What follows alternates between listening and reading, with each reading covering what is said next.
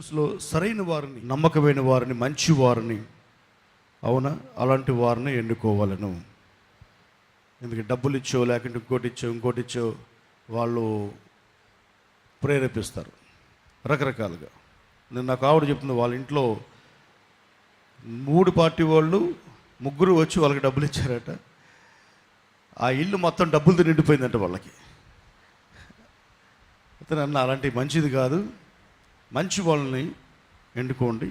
ఎందుకంటే క్రైస్తవులుగా ఉన్న ప్రతి ఒక్కరు కూడా గుర్తుపెట్టుకోవాలి. ఎందుకంటే మణిపూర్లో ఏదైతే జరిగిందో అది దేశమంతా కూడా జరగబోతుంది.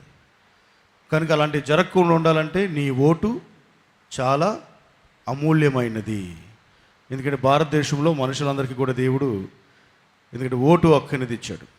కనుక కరెక్ట్ వాళ్ళకి వేస్తే దుష్ట దయ్యపు పాలన అది వేర్లతో కూడా పిగిలించబడిపోతుంది. అవునా, అబద్ధానికి ఓటేయకూడదు, నిజానికి ప్రతి ఒక్కరు కూడా ఓటేసేదురుగాక. ఆమేన్. ఎందుకంటే సెంట్రల్ గవర్నమెంట్ ఇప్పుడు మన ఏపీ ఇక్కడ తెలంగాణలో జరిగేది ఏంటంటే సెంట్రల్ గవర్నమెంట్.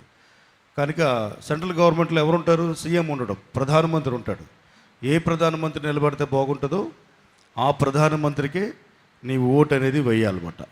అవునా, ఆ ప్రధానమంత్రి ఎవరైతే బాగుంటుంది ఆలోచించాలి. ఎందుకంటే మరి ఎప్పుడు లేనిది భారతదేశంలో ఈ కొద్ది సంవత్సరాలుగా సంఘము హింసించబడుతుంది, క్రైస్తవులు హింసించబడుతున్నారు, వేరే వాళ్ళు హింసించబడుతున్నారు, అబద్ధాలు మోసాలు జరుగుతూ ఉన్నాయి.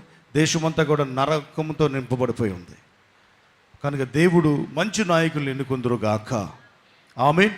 ఎందుకంటే అధికారము దేవుడి చేతిలో ఉన్నది. ఆయన అధికారం ఇచ్చి ప్రధానులను నిలబెట్టేవాడు ఆయనే. కనుక మరి దేవుడు సంఘం పక్షమున ప్రధానులను దేవుడు నిలబెట్టునుగాక.